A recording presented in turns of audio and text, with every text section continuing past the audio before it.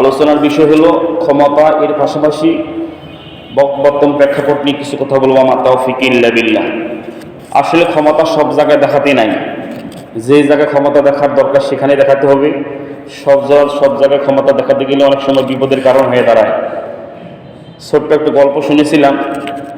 এক লোক বিয়ে করেছে, বিয়ে করার পর তার নতুন বউকে নিয়ে ট্রেনে করে এক জায়গায় ভ্রমণে যাচ্ছে।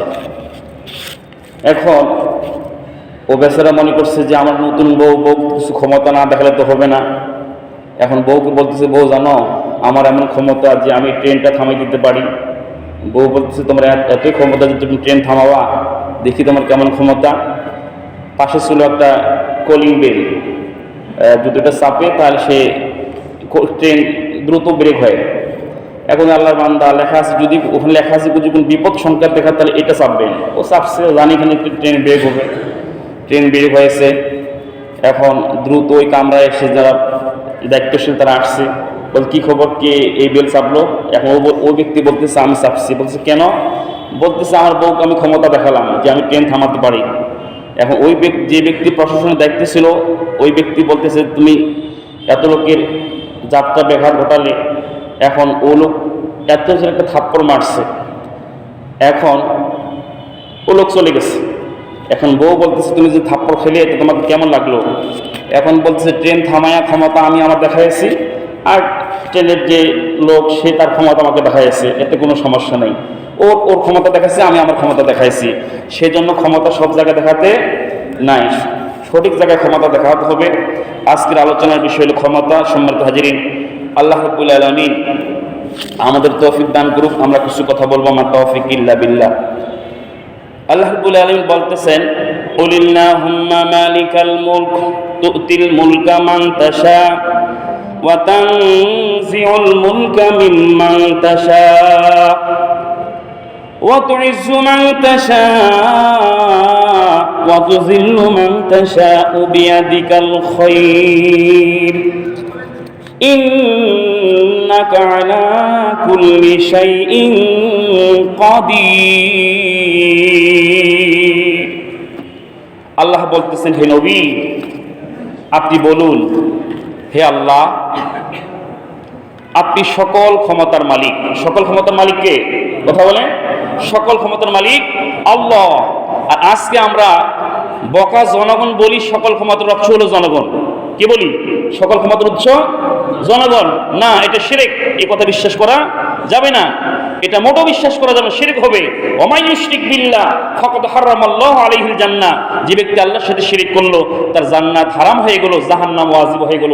জোরে বলি নাউযুবিল্লাহ। সকল ক্ষমতার উৎস কে? আল্লাহ। কারণ আল্লাহ কোরআনের মধ্যে বলেছেন, তাবারাকাল্লাযী বিয়াদিহিল মুলক। সেই সত্তার শপথ যার হাতে সকল সমস্ত ক্ষমতা, তিনি হচ্ছেন আমাদের আল্লাহ। সেই আল্লাহ হাতের সকল ক্ষমতা। সম্মানিত হাজির, সেই জন্য আল্লাহ রাব্বুল আলামিন বলতেছেন, হে নবী আপনি বলুন, কুলিল্লাহুম্মা মালিকাল মুলক। হে আল্লাহ তুমি সমস্ত ক্ষমতার মালিক। তুমি যাকে ইচ্ছা সম্মানিত করো, যাকে ইচ্ছা অপমানিত করো, যাকে ইচ্ছা তুমি বাদশাহী দিয়ে তুমি সিংহাসনে বসাও, আবার যাকে ইচ্ছা তুমি বাদশাহী কেড়ে নিয়ে সিংহাসন থেকে টেনে নামাও। ইন্নাকা আলা কুল্লি শাইইন কাদির। নিশ্চয়ই তিনি সকল ক্ষমতার সেরা ক্ষমতার অধিকারী। জলি সুবহানাল্লাহ বিহামদিহি। যার বাস্তব প্রমাণ আমরা দেখেছি। অনেক কথা। ফেরাউন ছিল সমস্ত পৃথিবীর শাসক। ক্ষমতা অন্যায় জায়গায় অপব্যবহার করেছে মুসা নবীর সাথে। মুসা তো আল্লাহর নবী, আর ফেরাউন আল্লাহর সাথে পাল্লা দিতে চেয়েছে, কিন্তু পারে নাই মুসার সাথে। শেষ পর্যন্ত সমুদ্রে ডুবে ডুবে পানি খেয়ে দুনিয়া থেকে বিদায় নিয়েছে। ঠিক কিনা? ক্ষমতা দেখাইছিল নমরুদ ইব্রাহিম নবীর সাথে। ইব্রাহিম নবী হলো মিল্লাত আবিকুম ইব্রাহিম, জাতির পিতার নাম ইব্রাহিম। জাতির পিতার নাম কি? ইব্রাহিম। আল্লাহ বলেছেন, ইব্রাহিম যাও দুনিয়াতে আমার দিন প্রচার করো। আর এই নমরুদ আল্লাহর সাথে পাল্লা দিতে চেয়েছিল, শেষ পর্যন্ত জুতার বাড়ি খেয়ে দুনিয়া থেকে বিদায় নিয়েছে। আপনার ঘটনা জানেন, ঠিক কিনা? জুতার বাড়ি খেয়ে দুনিয়া থেকে কি নিয়েছে? বিদায় নিয়েছে। ক্ষমতা দেখাইছিল আবু জাহেল আমার প্রিয় নবী মুহাম্মদ সাল্লাল্লাহু আলাইহি ওয়াসাল্লামের সাথে, কিন্তু নবী হলেন আল্লাহর নবী। আর আল্লাহ বলেছেন, আল্লাহু ইয়াসিমুকা মিনান নাস। নবী আমি আপনাকে নবুয়ত দায়িত্ব দিলাম, আর এই নবুয়ত দায়িত্ব পালন করতে গিয়ে বিভিন্ন প্রকার মামলা হামলা জেল জুলুম আসবে। নবী তো 3 বছর জেল খেটেছেন। নবীর মতো ভালো মানুষ কি পৃথিবীতে আর একটা আছে? নাই। নবী 3 বছর জেল কেটেছেন। কোরআন আল্লাহ বলতেছেন, প্রথম মুহাম্মদ সাল্লাল্লাহু আলাইহি ওয়াসাল্লামকে আল্লাহ রাব্বুল আলামিন নবুয়ত দান করলেন। ইয়া আইয়ুহার রাসূল বাল্লিগ মা উনজিলা ইলাইকা মির রাব্বিক ওয়া ইন লাম তাফআল ফামা বাল্লাগতা রিসালাতাহু ওয়াল্লাহু ইয়াসিমুকা মিনান নাস। আল্লাহ বলেন, হে নবী, আমি আপনাকে নবুয়ত দান করেছি, আর নবীর দায়িত্ব হলো আমার যে রিসালাত আপনার উপর নাযিল করেছি, তার মানে কোরআন নাযিল করেছি, এটা মানুষকে প্রচার করুন, মানুষের কাছে প্রচার করুন, মানুষকে বুঝান। আর এই দায়িত্ব পালন করতে গিয়ে কিন্তু লোক সহজে আপনাকে মেনে নেবে না। আল্লাহু ইয়াসিমুকা মিনান নাস, তবে আমি আল্লাহ আপনাকে কথা দিলাম, যত প্রকার মামলা হামলা, যত প্রকার ষড়যন্ত্র হবে, নবী আমি আল্লাহকে হেফাজত করব, আমি আল্লাহ আপনাকে হেফাজত করব। জোরে বলি সুবহানাল্লাহি ওয়া বিহামদিহি। আল্লাহ বলেন, নবী আপনি প্রচার করুন নবুয়তের দায়িত্ব, আর মানুষের গ্রহণ করবে না। যারা গ্রহণ করবে না তারা আপনাকে মারবে, বিভিন্ন প্রকার ষড়যন্ত্র করবে, তাদের ষড়যন্ত্র আপনি ভয় পেয়েন না, আমি আল্লাহ আপনাকে হেফাজত করব। মুহাম্মদ সাল্লাল্লাহু আলাইহি ওয়াসাল্লাম ইসলাম প্রচার শুরু করলেন। নবী তো ভালো মানুষ, আমিন, সত্যবাদী মানুষ। যারা এই নবী মুহাম্মদ সাল্লাল্লাহু আলাইহি ওয়াসাল্লামের বিরোধিতা হয়েছিল, তারাই নবীকে আল-আমিন উপাধি দিয়েছিল, সত্যবাদী উপাধি দিয়েছিল, চরিত্রবান যুবক উপাধি দিয়েছিল। কোরআন প্রচার করার কারণে মুহাম্মদ সাল্লাল্লাহু আলাইহি ওয়াসাল্লাম এক শ্রেণীর মানুষের ঠিক তখন খারাপ হয়ে গিয়েছিল। মুহাম্মদ সাল্লাল্লাহু আলাইহি ওয়াসাল্লাম প্রচার করতেছেন, মক্কার লোকেরা মুহাম্মদ সাল্লাল্লাহু আলাইহি ওয়াসাল্লাম হাত দিয়ে কালেমা পড়ে ঈমান আনতেছে, অসংখ্য লোক আসতেছে। আবু জেহেলের মাথা খারাপ হয়ে গেছে, যেই লোকেরা আমার পিছু পিছু ঘুরতো, আমি ফয়সালা দিতাম, আমার ফয়সালা মেনে নিত, এরা আমার পিছে না ঘুরে এখন মুহাম্মদের পিছে যাচ্ছে। তার সেক্রেটারি ছিল ওলীদ ইবনে মুগীরা, তাকে বলল, যা মুহাম্মদের কাছে যা, সে কি চায়, এই নবুয়ত প্রচার করতে চাচ্ছে, এর উদ্দেশ্যটা কি? যদি এর দ্বারা উদ্দেশ্য হয় মক্কার বাদশাহ হওয়া, এত কষ্ট করার দরকার নেই, আমরা বিনা বাধায় তাকে আমি বাদশাহ হিসেবে মেনে নিব। সমস্ত মক্কার জনগণ তাকে বাদশাহ হিসেবে মেনে নিবে, নেতা হিসেবে গ্রহণ করবে। এর দ্বারা উদ্দেশ্য হয় সুন্দরী নারীকে পাওয়া, আমরা সুন্দর নারী তাকে দিয়ে দেব। এরপরে তিনি বললেন, এর দ্বারা যদি উদ্দেশ্য হয় যে যে অনেক ধন সম্পদের মালিক হওয়া, আমরা এত ধন সম্পদ দিব, নবী মক্কার সেরা ধনী আপনি হয়ে যাবেন। আর এর দ্বারা যদি উদ্দেশ্য হয় ইসলাম প্রচার করা, তাহলে মুহাম্মদকে বলিও যে 1 বছর আমরা মুহাম্মাদের আল্লাহর ধর্ম পালন করব, আর 1 বছর মুহাম্মদ সাল্লাল্লাহু আলাইহি ওয়াসাল্লাম আমাদের মূর্তিগুলো ইবাদত করবে। মানে ভাগাভাগি, 1 বছর আল্লাহর, 1 বছর মূর্তিগুলো ইবাদত করব, আমরা যেই মূর্তি ইবাদত করি। মুহাম্মদ সাল্লাল্লাহু আলাইহি ওয়াসাল্লাম বললেন, ওলীদ ইবনে মুগীরা, তুমি যে প্রস্তাব নিয়ে এসেছো অপেক্ষা করো, আল্লাহর কাছে, আল্লাহর পক্ষ থেকে ওহী আসা পর্যন্ত আমি তো কিছুই বলতে পারতেছি না। আল্লাহ রাব্বুল আলামিন নাযিল করেন কাফিরুন, সূরা কাফিরুন, বল ইয়া আইয়ুহাল কাফিরুন, হে জিবরাইল যাও নবীকে জানিয়ে দাও, নবী যেন আমার সমস্ত ওই মক্কার কাফেরদেরকে বলো, হে কাফেরেরা, তোমরা শুনে নাও, তোমরা যে মূর্তিগুলো ইবাদত করো, আমি সেই মূর্তির ইবাদত করতে পারি না, আর আমি যে আল্লাহর ইবাদত করি, তোমরা তো সেই আল্লাহর ইবাদত করো না। লাকুম দীনুকুম ওয়ালিয়া দীন, তোমার ধর্ম তোমাদের জন্য, আমার ধর্ম আমার জন্য, এতে কোনো আপোষ হবে না, কোনো আপোষ হবে না। এখন তারা কি করলো, যখন মুহাম্মদ সাল্লাল্লাহু আলাইহি ওয়াসাল্লাম নাকচ করে দিল, এখন মক্কার নেতা ছিল আবু জেহেল, মুহাম্মদ সাল্লাল্লাহু আলাইহি ওয়াসাল্লামের বিরুদ্ধে দারুণ দর বৈঠক। আমাদের দেশে বলি সংসদ ভবন, মক্কার লোকরা বলে দারুণ নদওয়া। গিয়েছিলাম 2 মাস আগে মক্কা মদিনায়, সেখানে দারুণ নদওয়ার কোথায় ছিল সেটাও দেখে এসেছি। সেখানে নবীর বিরুদ্ধে ষড়যন্ত্র হলো। কি ষড়যন্ত্র হলো? আমি তো তোকে বললাম নবী জেল খেটেছে। কোরআনের মধ্যে আল্লাহ রাব্বুল আলামিন বলেছেন, সূরা আনফাল আয়াত নাম্বার 30, وَإِذْ يَمْكُرُ بِكَ الَّذِينَ كَفَرُوا لِيُثْبِتُوكَ أَوْ يَقْتُلُوكَ أَوْ يُخْرِجُوكَ وَيَمْكُرُونَ يَمْكُرُ اللَّهُ وَاللَّهُ خَيْرُ الْمَاكِرِينَ। হে নবী, আপনার কি কথা, সেই কথা স্মরণ নেই? আল্লাহ বলতেছেন, যখন মক্কার জমিনে আপনি ইসলাম প্রচার করতেছিলেন, মক্কার কাফেররা আপনার বিরুদ্ধে 3 ধরনের ষড়যন্ত্র করেছিল। 1 নম্বর হলো ইউসবিতুকা, আপনাকে ঘরের মধ্যে বন্দী করে রাখবে, আপনাকে ঘর থেকে বের হতে দেবে না, জেলের মধ্যে বন্দী করে রাখবে। আও ইয়াকতুলুকা, কিংবা আপনাকে হত্যা করতে চেয়েছিল। আও ইউখরিজুকা, কিংবা আপনার নাগরিকত্ব বাতিল করে মক্কা থেকে বের করে দিতে চেয়েছিল। আল্লাহ রাব্বুল আলামিন নবীকে জানিয়ে দিলেন, নবী আপনি আর এই মক্কায় থাকিয়েন না, রাতের গভীরে হিজরত করে চলে যান মদিনায়। নবীর বিরুদ্ধে এত সব ষড়যন্ত্র হয়েছিল। যুগে যুগে যারা সত্যপন্থী, হকপন্থী, যারা সঠিক পথে থাকবে, তাদের বিরুদ্ধে ষড়যন্ত্র হবে। আল্লাহ নবীকে বলেছেন, আল্লাহু ইয়াসিমুকা মিনান নাস, নবী আমি আপনাকে হেফাজত করব। যারা আজকে সত্য পথে আছে, সঠিক পথে আছে, তাদেরও কে হেফাজত করবে? আল্লাহ হেফাজত করবে। সম্মানিত হাজিরিন, সেই জন্য মুলক, এই যে মুলক, কুলিল্লাহুম্মা মালিকাল মুলক, এই মুলক শব্দটির হলো চারটি অর্থ। কয়টি অর্থ? এক নম্বর হলো মুলক শব্দের অর্থ নবুয়ত। নবুয়ত, নবুয়ত মানুষকে দিতে পারে না। নবুয়ত দেয় কে? আল্লাহ। কে দেয়?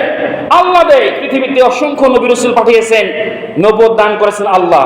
এক নম্বর মুলক শব্দের অর্থ হলো নবুয়ত। মুলক শব্দের দুই নম্বর অর্থ হলো ক্ষমতা, রাষ্ট্রীয় ক্ষমতা, বাদশাহী। মুলকের তিন নম্বর অর্থ হলো হেদায়াত। হেদায়াত মানুষকে মানুষ দিতে পারে না। মানুষ কি হেদায়াত দিতে পারে? পারে না। আল্লাহ বলেছেন, ইন্নাকা লা তাহদি মান আহবাবতা ওয়ালাকিন্নাল্লাহা ইয়াহদি মান ইয়াশা। নবী, আপনি যাকে ভালোবাসেন তাকে তো ইচ্ছা করলে আপনি হেদায়েত দিতে পারেন না। হেদায়েতের মালিক আমি আল্লাহ। আমি যাকে ইচ্ছা হেদায়েত দান করব, যাকে ইচ্ছা হেদায়েত আমি দেব না। এটা আমি আল্লাহর হাতে। তিন নম্বর অর্থ হলো মুলক। চার নম্বর অর্থ হলো সুস্থতা, শারীরিক সুস্থতা, মানসিক সুস্থতা। এটা হলো মুলকের চার নম্বর অর্থ। সেই জন্য এই চারটি মানুষের হাতে নয়, এগুলো কার হাতে রয়েছে? এই যে অসংখ্য ক্যান্সার বিশেষজ্ঞ ডাক্তার আছে, ক্যান্সার রোগীর তারা চিকিৎসা করে, কিন্তু নিজের শরীরের মধ্যে ক্যান্সার ধরে আছে না নাই? এই কিছুদিন আগে একজন গাইনি ডাক্তার রংপুরের মেডিকেলের, সেই ক্যান্সার রোগের চিকিৎসা করে, কিন্তু সেই স্তন ক্যান্সার হয়ে দুনিয়া থেকে বিদায় নিল। অথচ তিনি চিকিৎসা দেন, তার শরীরের মধ্যে এই রোগ ধরেছে, সে নিজেও বুঝতে পারে নাই। সেজন্য শারীরিক সুস্থতা, মানসিক সুস্থতা অনেক বড় নেয়ামত। আল্লাহ রাব্বুল আলামিন আমাদেরকে ভালো রাখুক, সুস্থ রাখুক, আমরা সকলে আল্লাহুম্মা আমিন। সম্মানিত হাজিরিন, সেই জন্য ক্ষমতার অপব্যবহার করা যাবে না। মুহাম্মদ সাল্লাল্লাহু আলাইহি ওয়াসাল্লামের সাথে এই ক্ষমতা দেখাতে গিয়েছিল আবু জেহেল। বদরের প্রান্তরে ছোট্ট দুজন বালক মুআজ এবং আব্বাস, ছোট্ট বালক, নির্মমভাবে সেদিন নিহত হয়েছিল আবু জেহেল বদরের প্রান্তরে। অসংখ্য সৈন্য ছিল, তাকে বাঁচাতে পারে নাই। সেই জন্য দীর্ঘ 17টা বছর, যে 16ই ডিসেম্বর আমাদের বিজয়ের মাস, দীর্ঘ রক্তক্ষয়ী যুদ্ধের মুক্তি সংগ্রামের মাধ্যমে আমরা পাকিস্তানি হানাদার বাহিনীর সাথে যুদ্ধ করে এদেশেরকে আমরা স্বাধীন করেছি।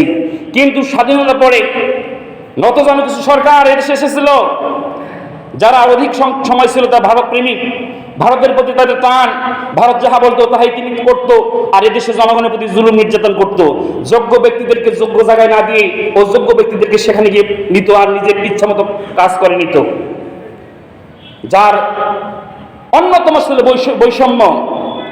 বৈষম্য শিকার হয়েছিল দেশের ছাত্র জনতা, যার ফলে আমাদের রংপুরের প্রিয় সন্তান আবু সাইদ সহ নাম যেন অনেক ভাই, অনেক বোন, ছোট্ট মাসুম সন্তান, দুনিয়াতে ভালো মন্দ বুঝে না, সেও দুনিয়া থেকে বিদায় নিয়েছে এই বৈষম্য দূর করার জন্য।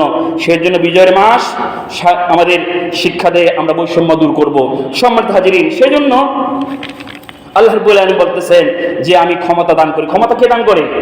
ক্ষমতা আল্লাহ দান করে। আর আল্লাহ এখানে কোরআনের মধ্যে বললেন, যদি কোনো জালিম ব্যক্তি ক্ষমতায় যায় তারা 4টা কাজ করে। কয়টা কাজ করে? কোরআনে আল্লাহ সম্পূর্ণ বলে দিয়েছেন। আর পক্ষান্তরে যদি ইমানদাররা ক্ষমতা যায়, ওরাও 4টা কাজ করে। আল্লাহ তাআলা বলতেছেন, দেখেন কোরআনে আল্লাহ কি বলেছেন। আল্লাহ রাব্বুল আলামিন বললেন, ক্বালাত ইন্নাল মুলুকা, মুলুক মানে রাষ্ট্র, মুলুক মানে কি? রাষ্ট্র। ক্বালাত ইন্নাল মুলুকা ইযা দাখালু ক্বরিয়াতান আফসাদুহা ওয়া জাআলু ইজ্জাতা আহলিহা আযিল্লা ওয়া কাযালিকা ইয়াফআলুন। এটা সূরা নামলের 34 নম্বর আয়াত।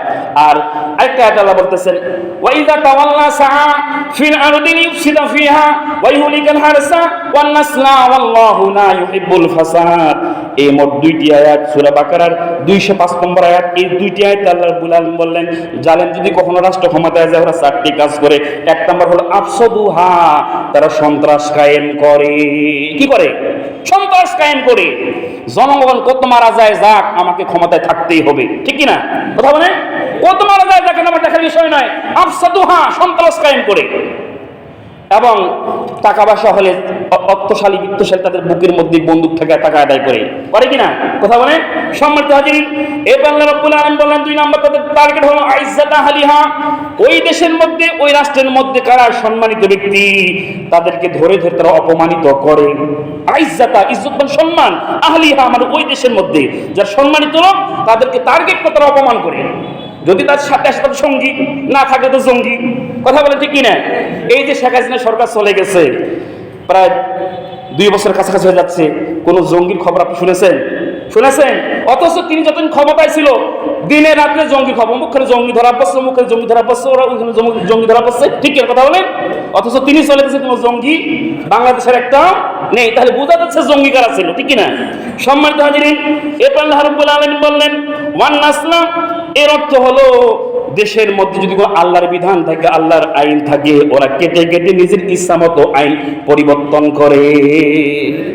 এরপর আল্লাহ রাব্বুল আলামিন বললেন ওয়াইহুলিকাল হারসা, এরপরে তার হারসা শব্দের অর্থ দুর্নীতি, বৈষম্য, মানে নিজের দলের লোকদেরকে সঠিক জায়গায় দিয়া যোগ্য ব্যক্তিদেরকে যোগ্য স্থান থেকে পিছনে ফালাইয়া দেয়া আছে না নাই? সম্মানিত হাজির, আমরা এই বৈষম্যের শিকার হয়েছিলাম। এই জন্য আবু সাঈদ জীবন দিয়েছে রংপুরের সন্তান বৈষম্য দূর করার জন্য। সেজন্য 16 ডিসেম্বর বিজয়ের মাস, আমরা এক সাগর রক্তের বিনিময়ে আমাদের বিজয় ছিনিয়ে নিয়েছি। আমরা আর এই দেশকে কখনো জালেমের হাতে দিতে চাই না, তাই কি? কখনো জালেমের হাতে দিতে চাই না। সেই জন্য যারা ক্ষমতায় গিয়ে সুদমুক্ত, ঘুষমুক্ত, সন্ত্রাসমুক্ত, জঙ্গিমুক্ত একটি সুন্দর সোনার বাংলাদেশ গড়বে, আমরা এই যে সামনে 12 ফেব্রুয়ারি 2026 সালে 12 ফেব্রুয়ারি হতে যাচ্ছে জাতীয় নির্বাচন।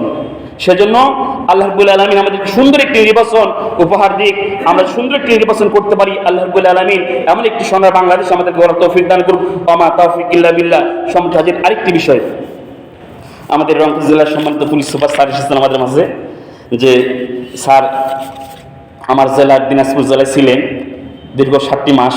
আমি দিনাজপুর জেলারই লোক। আমি স্যারের অনেক প্রশংসা শুনেছি। তিনি মদের বিরুদ্ধে অনেক কড়া পদক্ষেপ নিয়েছিলেন এবং মদের বিষয়ে তিনি খুব জিরো টলারেন্স। আমি স্যারের যোগ্যতা এবং দক্ষতা অনুযায়ী রংপুরবাসীকে একটি আইনি শাসন প্রতিষ্ঠা করার জন্য তিনি যেন করে যেতে পারেন, আল্লাহ রাব্বুল আলামিন সেই তৌফিক যেন আল্লাহ তাকে দান করেন। আমরা সকলে দোয়া করি, আল্লাহুম্মা আমিন। সম্মানিত হাজির, আমাদের দেশের জন্য দোয়া করব। আমাদের শেষে 16 ডিসেম্বরের এই কাগজ এসেছে।